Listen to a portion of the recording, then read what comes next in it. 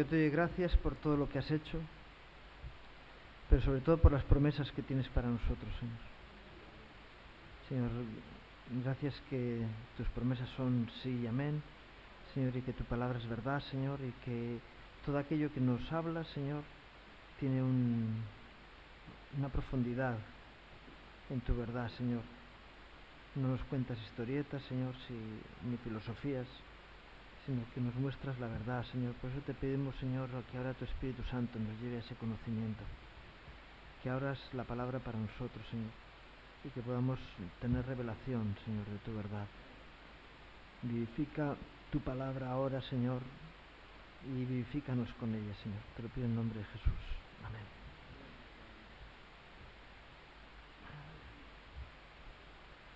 Gloria a Dios. A lo mejor tú estás pensando, yo quiero que Dios me bendiga hoy. Yo no sé. ¿Tú quieres que Dios te bendiga hoy? Y dices, mira, yo vengo al culto porque quiero que Dios me bendiga. Yo vengo porque voy a salir renovado, fortalecido. Y los que me conocen dicen, este ya viene con sorna, ¿verdad? Fijaros lo que Filipenses 2, versículos 1 al 4. Dice, por tanto, si hay alguna consolación en Cristo, si algún consuelo de amor, que los hay, ¿verdad? ¿Hay consolación en Cristo? Hay consuelo de amor, si alguna comunión del Espíritu, vivimos en la comunión con el Espíritu entre nosotros, si algún afecto entrañable, estamos hablando de afectos entrañables, de recuerdos, si alguna misericordia, completad mi gozo sintiendo lo mismo, teniendo el mismo amor, unánimes sintiendo una misma cosa. Y luego dice, nada hagáis por contienda o por vanagloria, antes bien con humildad, estimando cada uno a los demás como superiores a él mismo, no mirando cada uno por lo suyo propio, sino cada cual también por lo de los otros. Qué bueno que en lugar de decir voy a ir al culto para ser bendecido, que puedas decir voy a ir al culto para que Dios bendiga a mis hermanos, porque yo voy a llevar la bendición de Dios y voy a repartir, como hablaba esta mañana con una persona y le decía, cuando éramos niños venía una persona que trabajaba en la fábrica de Subus y nos traía caramelos, y todos los días venía él con la furgoneta y los niños íbamos allí corriendo cuando llegaba y nos poníamos al lado y nos repartía caramelos. Él tenía algo dulce que dar a los demás. Y él podía salir de su trabajo y olvidarse de los niños del barrio, pero cada día traía los caramelos para repartirlos, mirando cada uno también por lo de los otros. Y el gran milagro del Evangelio es que uno deje de estar mirando por sí mismo. Contiendas, habla el texto de contiendas. Un ejemplo sencillo. Cuando estás en un sitio y dices, qué calor hace aquí, está la calefacción muy alta, y vas y la bajas. Y al lado hay otro que está pasando frío. Dice, mira, es que no es que haga calor o haga frío, es que yo tengo calor, ¿no? Y tú puedes decir, mira, como esta persona que está al lado mío tiene frío, me voy a aguantar. Y no, yo bajo el termostato porque tengo calor y yo tengo que estar a gusto. Cuando uno mira por los demás, dice, mi actitud, ¿qué va a suponer a los que me rodean? ¿Les va a beneficiar o les va a perjudicar? Ya, pues que entonces uno no puede hacer lo que quiere. Es verdad. Cuando uno está rodeado de personas no puede hacer lo que quiere. Pero si uno quiere bendecir a los demás, entonces va a poder bendecir a los demás y hacer lo que los demás quieren. Y esa es la gran transformación que el Evangelio tiene que hacer en nuestras vidas. Porque si no, no nos hemos enterado de nada. El texto que hemos leído continúa hablando del testimonio de Jesús. ¿Hay algún cristiano aquí? ¿Hay algún cristiano? Sí. ¿Eso qué significa? Un cristiano es un seguidor de Cristo, ¿verdad? Que quiere hacer las cosas que Él hizo. ¿Y Él qué hizo? Se despojó de sí mismo. Y el verdadero cristianismo significa eso. Es decir, me despojo de mí para ser un instrumento de bendición para los demás. También quiero la bendición de los otros y estoy comprometido en ser de edificación a los demás.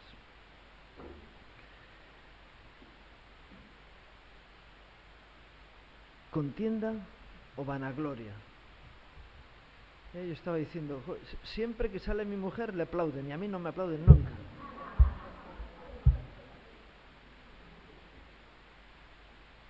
No, no es verdad, pero esa es la actitud de alguien que está mirando por sí. Es que nadie me saludó. Y yo cuando alguien dice eso le digo, pues vete tú y saluda a los demás. A lo mejor hay alguno que te contesta y ya no puedes decir lo mismo. Porque a lo mejor los demás dicen, este no quiere que nadie le diga de tal, está ahí. Y muchas veces el diablo toma ventaja en nuestras vidas y trae complejos porque estamos mirándonos a nosotros mismos. Cuando dice la palabra que ¿de dónde vienen los pleitos y las contiendas entre vosotros? ¿De dónde vienen? De nuestras pasiones, dice, de vuestras pasiones que combaten en vuestros miembros. Es decir, el conflicto viene de dentro de ti, no viene de fuera. Y cuando tú estás muy preocupado por ti mismo, el diablo toma ventaja en tu vida. Por eso el Señor te dice, ¿quieres ser bendecido? Muérete de una vez. Es decir, aprende a morir a ti. Es decir, sirve a los demás y estarás satisfecho. Y huirán todos los complejos y todos los rollos, porque eso es el problema de la vanagloria, de decir, yo quiero. Es que mi imagen es importante para mí. ¿Cómo he quedado? Termina un predicador de predicar y dice, ¿cómo he quedado en el tema? ¿Lo hice bien? Si no importa cómo tú lo hagas, lo que importa es lo que Dios haga, ¿verdad? Amén. Pero siempre enfocándonos en nosotros mismos. Y Dios, sabéis, ¿no? Bueno, en fotografía depende la profundidad de campo, pues se enfoca todo o se enfoca una parte y no otra. Y la profundidad de campo de nuestro corazón es muy, muy corta. Entonces, o te enfocas a ti o enfocas a los demás. No podemos salir todos enfocados en la foto. Entonces, o te enfocas en ti mismo o te centras en ti. Y juegas al yo-yo, ¿verdad? Das vueltas sobre ti mismo, todos tus pensamientos alrededor de ti. Cómo me han ofendido. Fíjate, esta persona que no se acordó de mi cumpleaños, no me regaló nada. No, fíjate, yo aquí sufriendo y nadie se preocupa por mí. Y a lo mejor si empiezas a sembrar en los demás, hay alguien que termina preocupándose por ti también, porque lo que siembras cosecharás. Es decir, pero claro, si lo haces para cosechar, mal asunto. ¿Por qué lo haces? No, porque estoy metiendo el dinero en la caja de ahorros para luego recibir. Entonces lo haces una vez más de forma egoísta. Pones tu ego en el centro y en lugar de ser cristiano eres egoísta.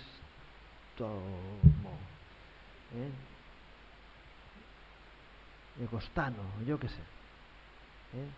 Tu religión eres tú y tu Dios eres tú, y entonces no has entendido nada. Sin embargo, el Señor lo que quiere es que le damos vuelta a nuestro corazón, ¿no? Le demos vuelta al corazón y podamos estar mirando a nuestro alrededor qué es lo que pasa. Fíjate, en Gálatas, en el capítulo 2, versículos 11 al 13, el apóstol Pablo está contando una historia con respecto a la vida de Pedro. Seguramente que él no lo escribe por despecho, sino para edificar a los hermanos, ¿no? Y él dice, cuando vino Pedro a Antioquía, le resistí cara a cara, porque era de condenar, pues antes que viniesen algunos de parte de Jacobo, comía con los gentiles, pero después que vinieron, se retraía y se apartaba porque tenía miedo de los de la circuncisión. Y en su simulación participaban también los otros judíos, de tal manera que un Bernabé fue también arrastrado por la hipocresía de ellos. ¿Alguien sabe quién era Bernabé? No. Uno de los 12, ¿no? ¿Había uno de los apóstoles que era Bernabé? Bernabé, Natanael. No. Sí, a ver.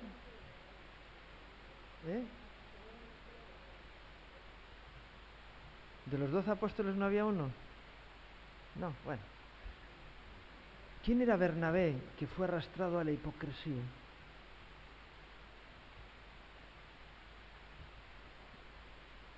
Pedro, ¿por qué actúa como actúa? ¿Por qué actúa Pedro como actúa?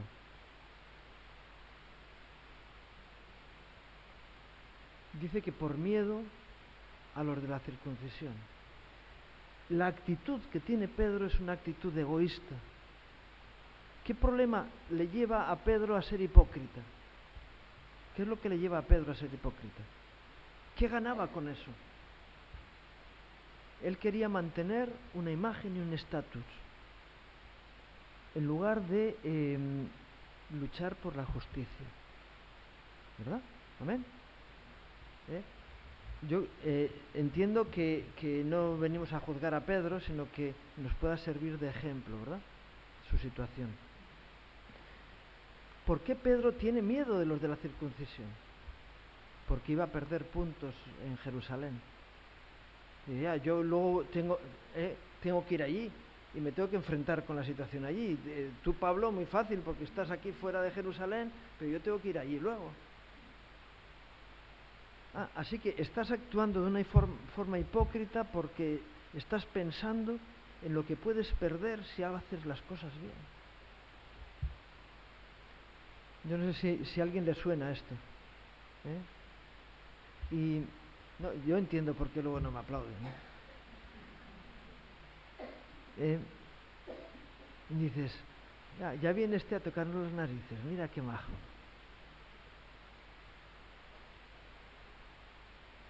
Y Pedro estaba tomando una serie de decisiones en base a qué es lo que él ganaba o qué es lo que él perdía.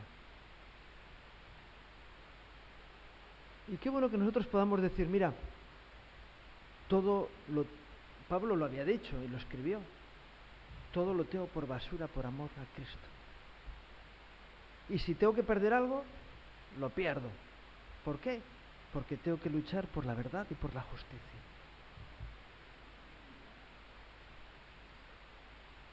¿Y tenemos ese compromiso nosotros? ¿O nadamos entre dos aguas? Digo, hombre, digo esto por el que va a nadar y guardar la ropa a la vez.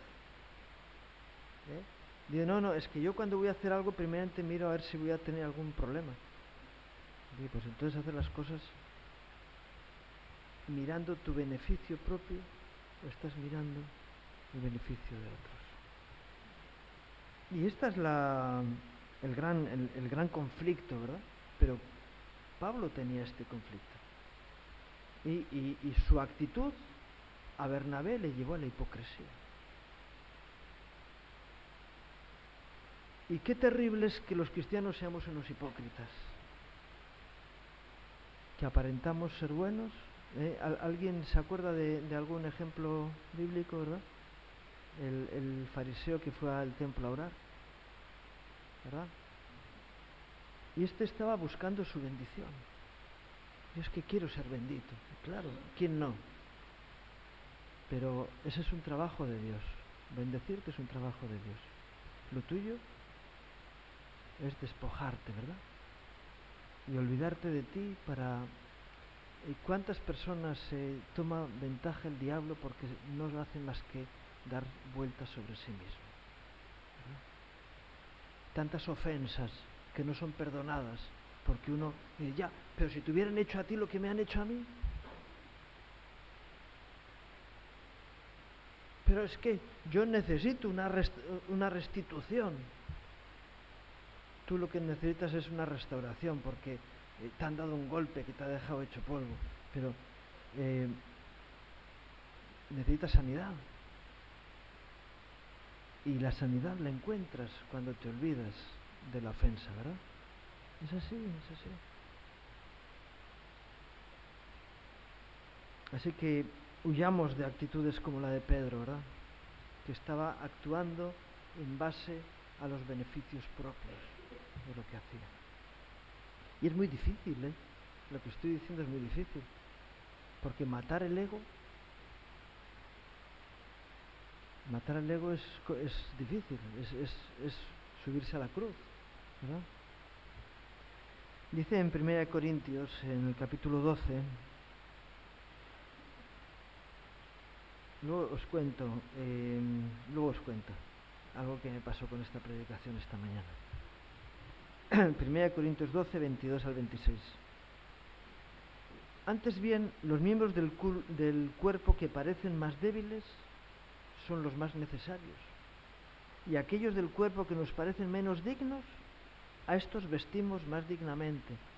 Eso en el cuerpo, en la iglesia, olvídate.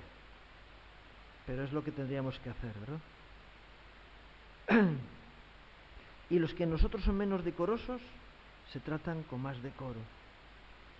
Porque lo que en nosotros son más decorosos no tienen necesidad. Pero Dios ordenó el cuerpo dando más abundante honor al que le faltaba, para que no haya desavenencia en el cuerpo, sino que los miembros todos se preocupen los unos de los otros. De manera que si un miembro padece, todos los miembros se duelen con él, y si un miembro recibe honra, todos los miembros con él se gozan. ¿De qué cuerpo está hablando? ¿De la iglesia? No nos desviemos, porque nos vamos a darle vueltas al cuerpo humano.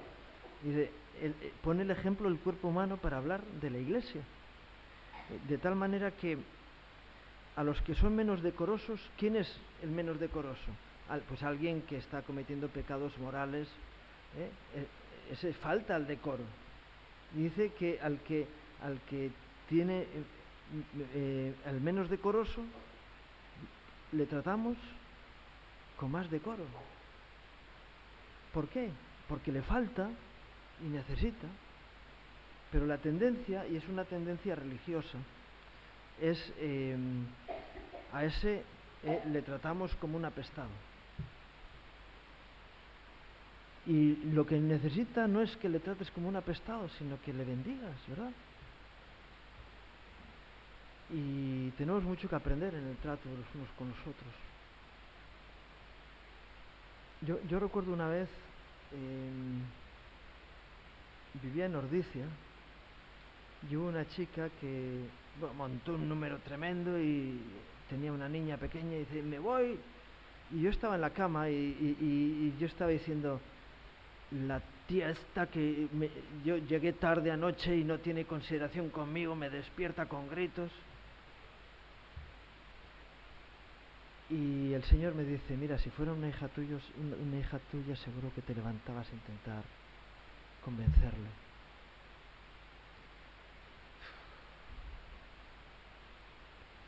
El Señor tiene razón.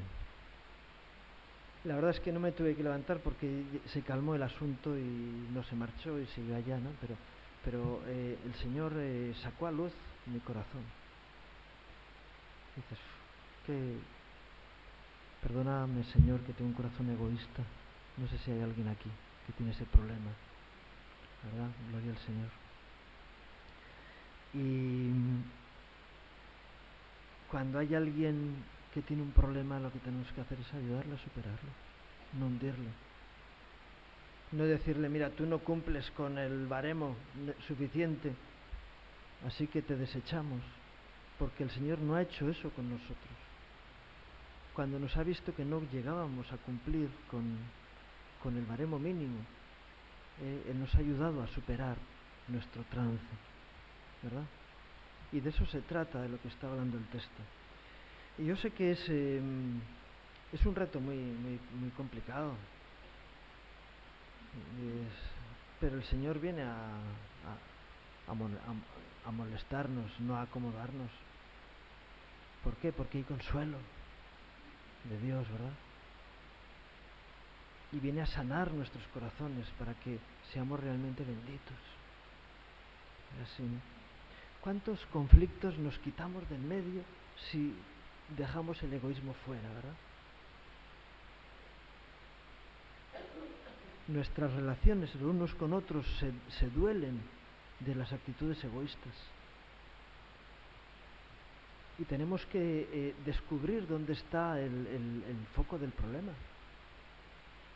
Y no está en los demás, está en nosotros mismos. Amén. Gracias a Dios que tenemos la sangre de Cristo que nos limpia. Y el Espíritu Santo que nos lleva al conocimiento de la verdad. Y que hay esperanza en nosotros. Porque si no, diríamos como Santiago, mira, es que la lengua no hay quien la sujete. No hay hombre capaz de sujetar su lengua. Pero el Espíritu Santo sí puede sujetarla. Espíritu de amor, poder y dominio propio. Yo no puedo cambiar mi corazón, es decir, el tigre no puede quitar las rayas, pero Dios puede cambiar nuestro corazón. Y qué bueno que cuando identificamos el problema en nosotros, le podamos pedir, Señor, trátame. ¿Por qué? Porque soy de tropiezo a mis hermanos. Porque creo conflictos, mi ego crea conflictos alrededor. Y yo no quiero ser alguien conflictivo, sino alguien que regala su bus a los demás, capaz de transmitir bendición a otros.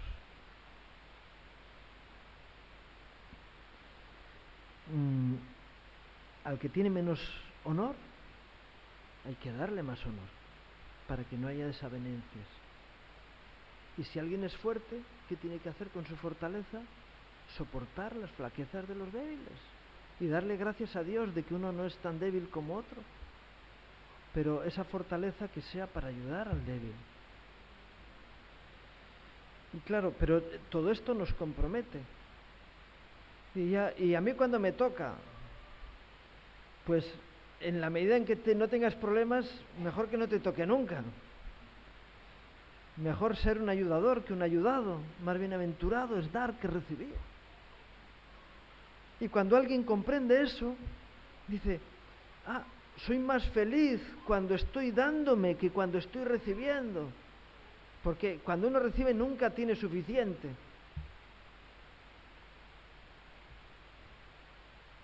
Qué bueno que podamos estar mirando cómo puedo yo levantarme esta mañana y decir, Señor, ¿de qué manera puedo bendecir a mis hermanos?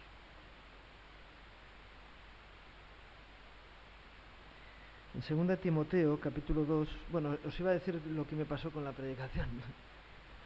Anoche estuve preparando la predicación para esta mañana y estaba muy cansado, tenía que preparar 2 predicaciones, pero luego a la tarde predico en otro sitio. Y dije, no puedo, la segunda no puedo.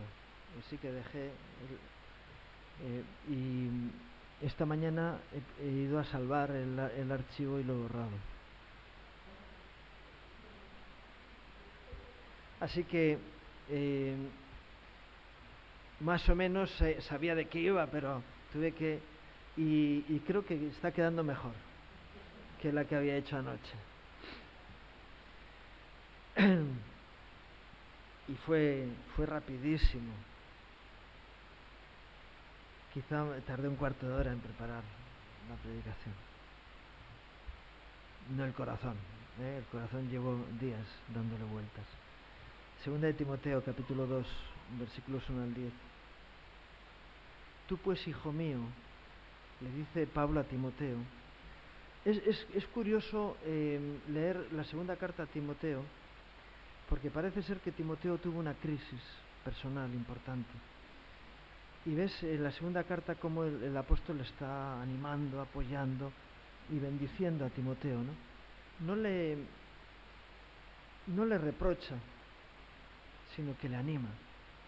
Digo, el amor que tiene Pablo a Timoteo, y le dice, tú pues, hijo mío, esfuérzate en la gracia que es en Cristo Jesús. No le dice, tú pues, Timoteo, esfuérzate en la gracia que es en Cristo. Quiero decir, la diferencia, ¿verdad? De decir, oye, ¿qué pasa contigo? A decirle, ánimo. Y yo entiendo que Pablo le está diciendo esto a Timoteo, ¿verdad?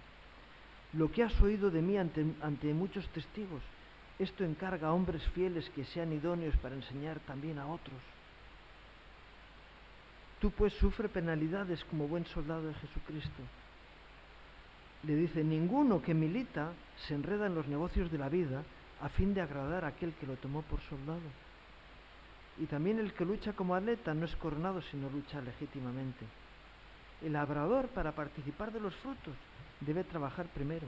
Considera lo que digo y el Señor te dé entendimiento en todo. Acuérdate de Jesucristo, del linaje de David, resucitado de los muertos conforme a mi evangelio, en el cual sufro penalidades hasta prisiones a modo de malhechor. Mas la palabra de Dios no está presa. Por tanto, todo lo soporto por amor de los escogidos, para que ellos también obtengan la salvación que es en Cristo Jesús, con gloria eterna. Y le está diciendo, mira, mi testimonio personal es que yo todo lo sufro, todo lo soporto por amor de los escogidos. Es decir, yo asumo mi sufrimiento por amor a aquellos que Dios ha puesto en mis manos.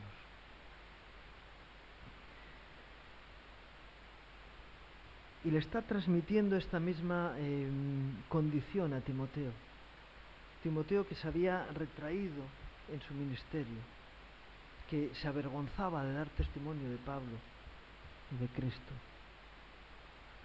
Y el apóstol le dice, no, tenemos que aprender a sufrir por los demás. Eso no es muy evangelístico. Bueno, sí, es totalmente evangelístico. Lo que no es muy popular. Cuando tú dices, ¿quién está dispuesto a ir por el camino de piedras, verdad? Por el camino de pinchos, por el camino del vituperio. No, yo quiero ir por el camino del aplauso, por el camino del reconocimiento. Dices, Dios está buscando personas dispuestas a sufrir por los demás, a negarse a sí mismos y a darse en beneficio de otros. Y si tú te consideras cristiano y el Espíritu de Dios está en ti, esa debe ser tu condición. Y cuando alguien te pisa, aguantarte.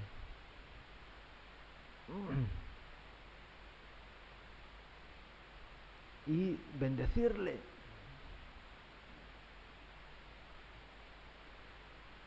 Y demostrar que Dios vive en ti.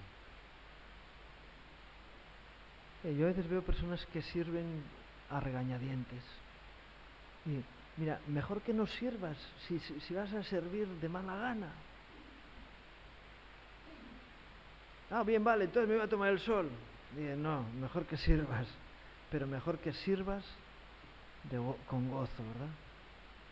Con alegría de tener la dignidad, la oportunidad de ser servidor, en lugar de ser alguien egoísta que está buscando que los demás le sirvan a él. Ser cristocéntrico en lugar de egocéntrico. Y cuando alguien es cristocéntrico, enseguida el Señor lo que hace es te hace que tu mirada esté puesta en los demás, ir hacia afuera y nunca hacia adentro, ¿verdad? Y es maravilloso entender cómo funcionan las cosas en el reino de Dios, porque funcionan al revés.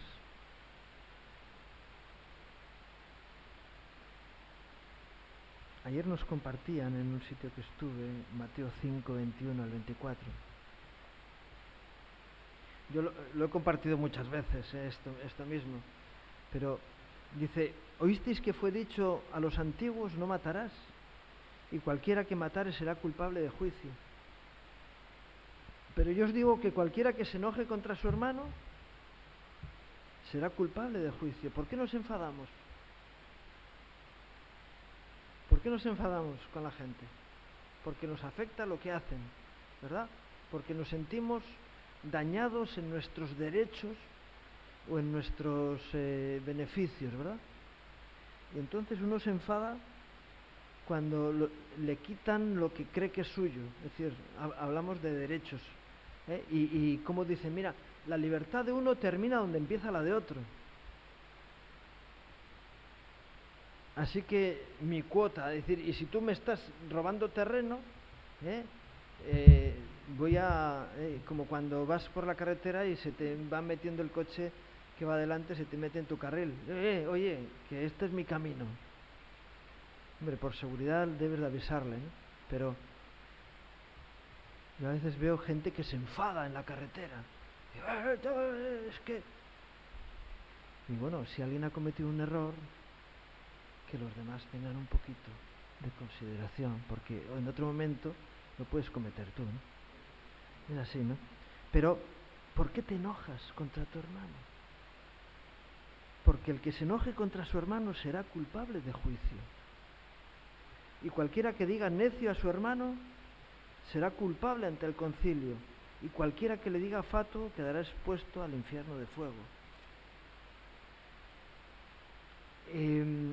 Actitudes egoístas con respecto a lo que los demás hacen con nosotros, ¿verdad? ¿Cuántas veces decimos, es que este es un tonto? ¿Por qué? Porque yo sé cómo se hacen las cosas y yo tengo la razón. Y a veces luego tienes que ir y decir, oye, perdóname porque la razón la tenías tú y yo pensé que la tenía yo. Y eso el más digno es capaz de hacer eso. El otro dice, mira, sostenedla y no enmendadla.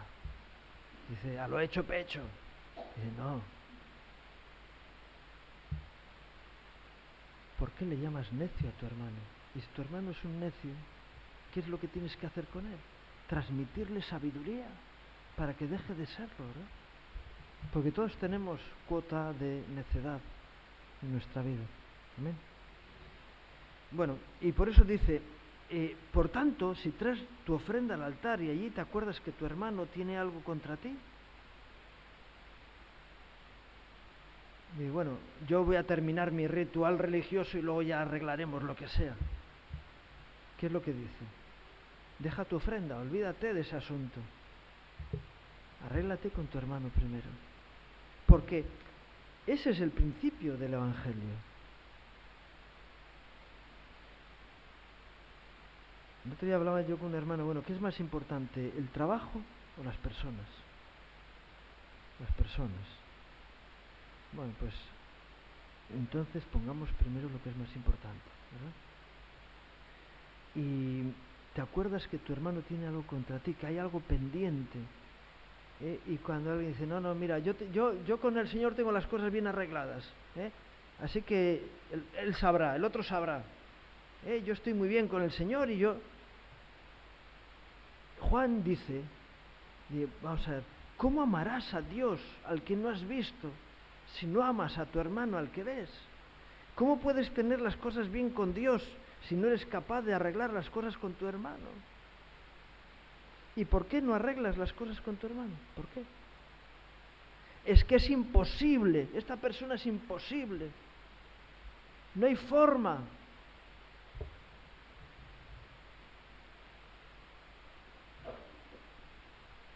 ¿Quién es el imposible? Él o tú. Igual los dos. Pero ¿qué es lo que dice la palabra de Dios? Y mira, en cuanto dependa de ti, estate en paz con todos los hombres. Tú inténtalo, por lo menos arregla tu asunto personal. ¿Cuántos prejuicios tenemos? ¿Cuántos prejuicios tenemos? ¿Cuántos asuntos pendientes? ¿Cuántas relaciones insalvables? Claro, alguien puede decir, mira, el Señor vino a restaurar a la humanidad y hay muchos que no quieren saber nada con Dios. Pero el Señor ha hecho todo lo posible. Y esa es nuestra parte. Es decir, tú tienes que tener tu corazón limpio hacia esa persona. Y entonces alguien me decía una vez, yo eso de devolver bien por mal lo llevo muy mal. Y pues ya puedes ir aprendiendo. Porque si no devuelves bien por mal es que tú tienes algo en contra de esa persona. Porque si no estarías dispuesto a bendecirle, y a ayudarle, y a beneficiarle. Y a lo mejor así terminas rompiendo esa barrera y diciendo, no era tan imposible como creía el asunto. ¿Amén? Bueno, estamos hablando de imposibles. Para Dios no hay imposibles.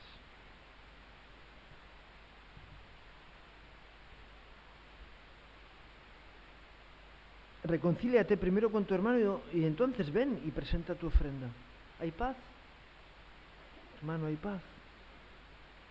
Qué bueno que tú puedas decir, yo no tengo...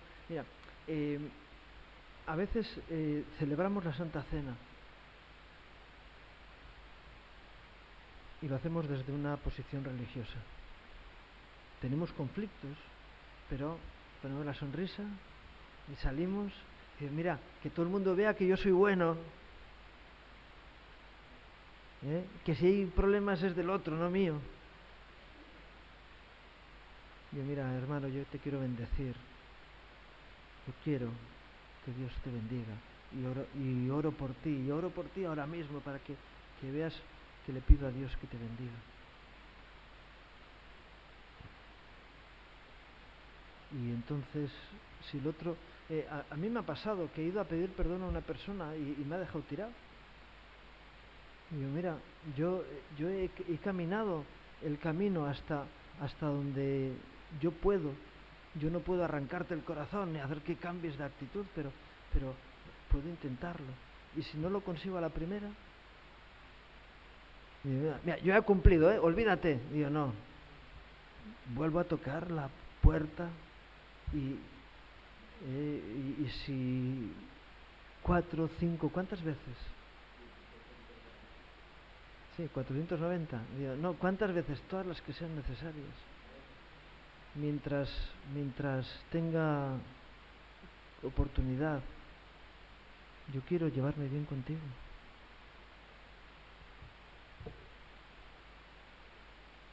Y si tú no quieres, pues qué pena, pero yo quiero llevarme bien contigo. Y ¿por qué? Porque yo sé que esa actitud no te bendice. Y yo no quiero tener problemas. Yo no quiero tener impedimentos para tener una comunión personal con Dios. Y si tengo problemas contigo, voy a tener impedimentos, ¿verdad?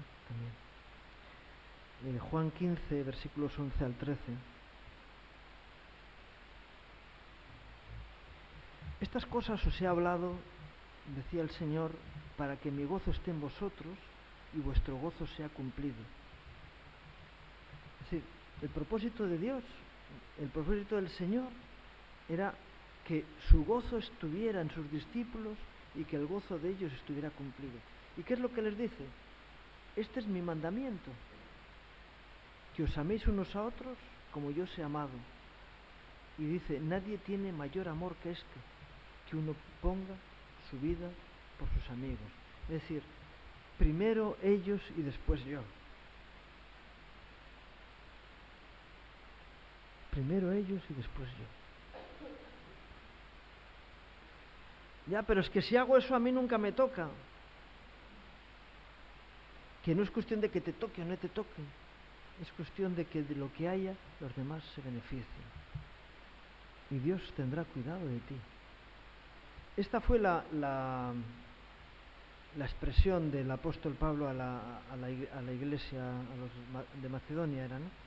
Que Dice, mira, mi Dios suplirá conforme a sus riquezas en gloria, porque vuestra generosidad no ha sido, habéis sido capaces de dar no en vuestras fuerzas, sino más allá de vuestras fuerzas. Y Pablo se queda tan asombrado de la generosidad de esos hermanos que les dice, yo sé que la reacción de Dios ante esa generosidad vuestra va a ser que Él va a manifestar su generosidad en vosotros. Pero porque pidieron con lágrimas que se les permitiera participar de esa ministración. Y entonces eso le sorprende al apóstol y dice, que ese espíritu que hay en vosotros es el correcto, más allá de vuestras fuerzas. Igual que cuando la viuda echa las dos blancas en la ofrenda, y el Señor dice, está hecho más que todos aquellos que están tocando trompeta y haciéndose mostrar generosos con los demás. Termino con Lucas 10, 33 al 37. La figura del buen samaritano. La figura del buen samaritano. Que no era Jesús, porque Jesús no era samaritano. Él era alguien que cumplió la ley absolutamente, ¿verdad?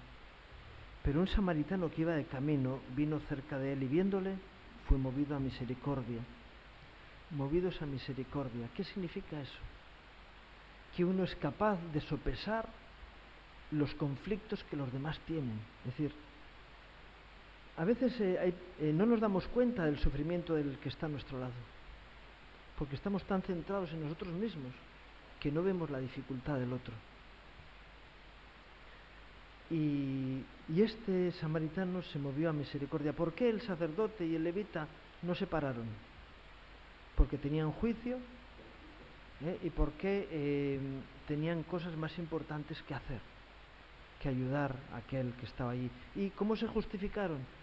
No haber ido por aquí, pero si tú estás caminando por el mismo camino, es decir, lo que le ha pasado a él te podría haber pasado a ti. Pero es que yo soy más bueno. Sí, tú eres más bueno mientras no entres en un problema que sea más grande de lo que tú puedes soportar. Entonces veremos cómo reaccionas, ¿verdad?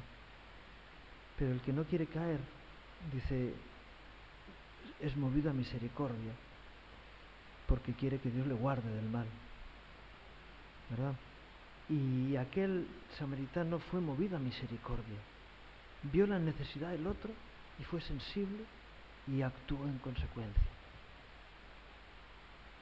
Y acercándose, vendó sus heridas. No fue con juicio, no fue a excavar en la herida, sino que vendó la herida. Nosotros a veces vamos excavando heridas, ¿verdad? Por algo te habrá ocurrido eso. Yo ya te advertí. Si me hubieras hecho caso. No, fue y le vendó las heridas. Qué bueno que haya en nosotros un corazón misericordioso, ¿verdad? Cuando alguien ha cometido un error y se ha llevado un palo por eso, no es el momento de recriminarle, sino es el momento de llevarle sanidad, ¿verdad? Acompañarle, comprenderle y ayudarle a salir del sitio donde está. Pero muchas veces no actuamos así, ¿verdad? Y este samaritano, que no era alguien versado en la ley, actuó como debía actuar. ¿Por qué? Porque fue movido a misericordia. Me estoy metiendo muy profundo, ¿no? Y acercándose vendó sus heridas, echándole aceite y vino y poniéndole en su cabalgadura, es decir, que utilizó sus medios para ayudarle, lo llevó al mesón y cuidó de él.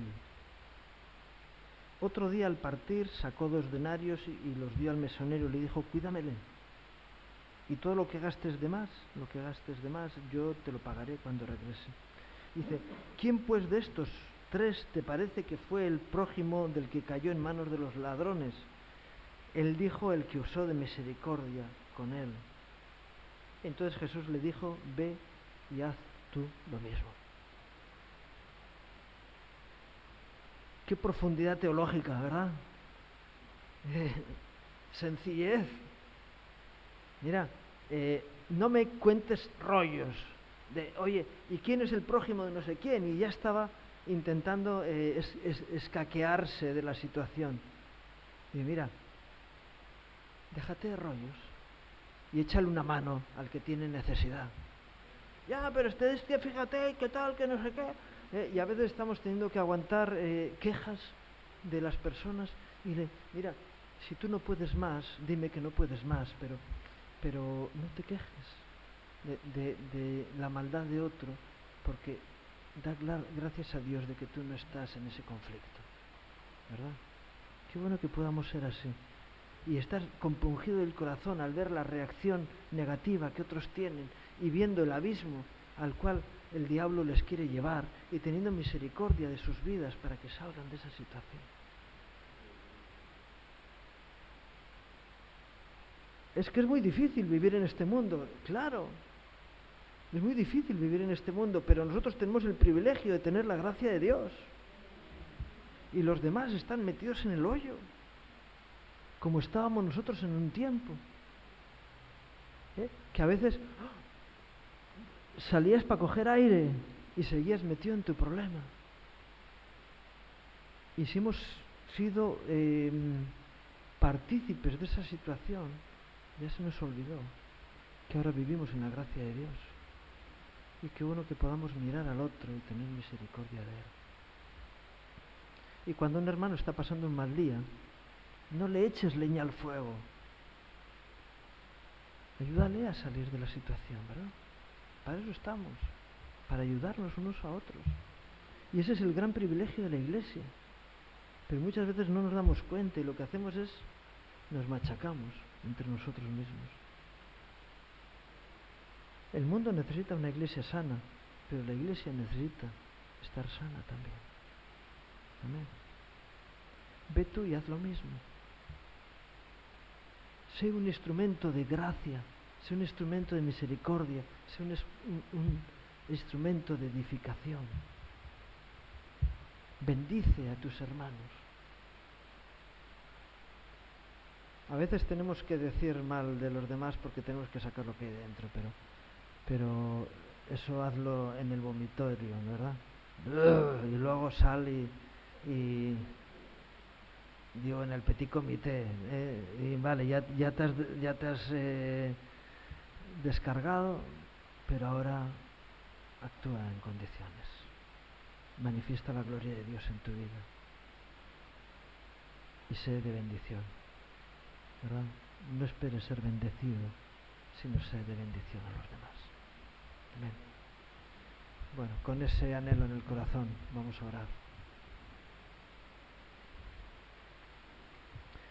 Señor, es verdad que lo que dices en tu palabra que nos deja desnudos delante de tu presencia. Señor, queremos presentarnos en desnudez delante de ti, Señor, sin excusas.